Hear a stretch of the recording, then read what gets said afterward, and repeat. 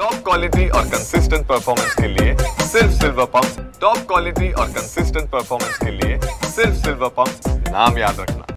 विरोध झालाय मला वाटतं त्याच्यावर, म्हणजे मी जे तुमच्याच चॅनलवर पाहिलं त्याच्यात विरोध झाला होता त्या कायद्याला.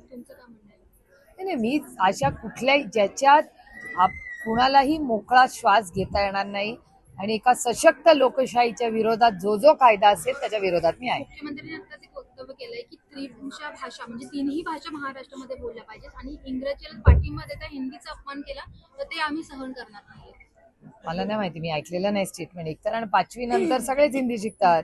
3 भाषा 5वी नंतर आहेत ना ऑलरेडी सगळ्याच राज्यांमध्ये, तसं आपल्याच राज्यात आहे. हनी ट्रॅपचा मुद्दा गाजतोय महाराष्ट्रामध्ये, सरकारकडनं कोणतीही भूमिका मांडली जात नाही. मला असं वाटतं हनी ट्रॅपचा मला माहिती नाही काय विषय, पण महाराष्ट्राच्या माननीय मुख्यमंत्र्यांनी यांनी याच्यावर स्टेटमेंट केलं पाहिजे.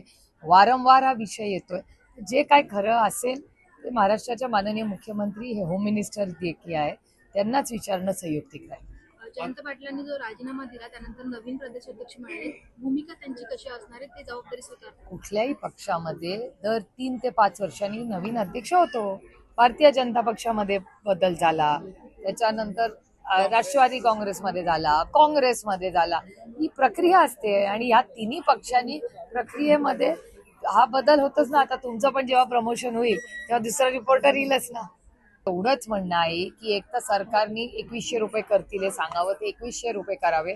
आणि ड्रग्ज आणि दारू याच्या बाबतीत जो विचार तुम्ही स्वतः ऐकला की महिलांचं म्हणणं आहे की नवीन दारूची दुकानं नको असं महिला म्हणतायत. आणि ड्रग्सच्या बाबतीत प्रचंड ड्रग्ज हे राज्यात दिसत आहेत, मुलं त्याच्या आहारी जात आहेत, एक पिढी वाया जाईल. त्याला वाचवण्यासाठी सरकारने याच्यात लक्ष घातलं पाहिजे अशी महिलांची अपेक्षा आहे. महाराष्ट्र के सारे चैनल्स पे आ रहा है. मेरे ख्याल से महाराष्ट्र के जो मुख्यमंत्री है, जो होम मिनिस्टर है इस राज्य के, वही टिप्पणी कर पाएंगे कि एक्चुअली क्या है. बहुत चर्चा टीवी पे भी हो रही है, असेंबली में चर्चा भी हो रही है. नाना पटोले जी ने कल असेंबली में ये मुद्दा भी उठाया. तो मेरे ख्याल से महाराष्ट्र के माननीय मुख्यमंत्री जी जो होम मिनिस्टर है वही कह सकते हैं कि सच क्या है. मुख्यमंत्री इन्होंने ऐसा भी कहा है कि हिंदी भाषा का जो अपमान करेगा उनको महाराष्ट्र एक बहुत संस्कारी राज्य है और ये भारत की संस्कृति है. हम किसी का कभी भी अपमान कल नहीं करा, आज नहीं और कल भी नहीं करेंगे. ये बहुत संस्कारी महाराष्ट्र है और यहाँ के लोग भी बड़े संस्कारी है. और हम हर भाषा का हमेशा, हर राज्य का, हर प्रांत का, हर व्यक्ति का हमेशा महाराष्ट्र ने सम्मान ही किया है. ये दुख की घटना है कि महाराष्ट्र के जो मुख्यमंत्री है उनको अगर ऐसा लगता होगा तो ये बहुत दुख की बात है, क्योंकि वो महाराष्ट्र के नेता है. और अगर महाराष्ट्र के नेता ही महाराष्ट्र के खिलाफ बोलने लगे तो ये कितनी दुख की बात है हम सबके. राष्ट्रवादी के नए प्रदेश अध्यक्ष जवाबदारी उनकी स्वीकारेंगे. ये तो हमेशा होता है सब जगह.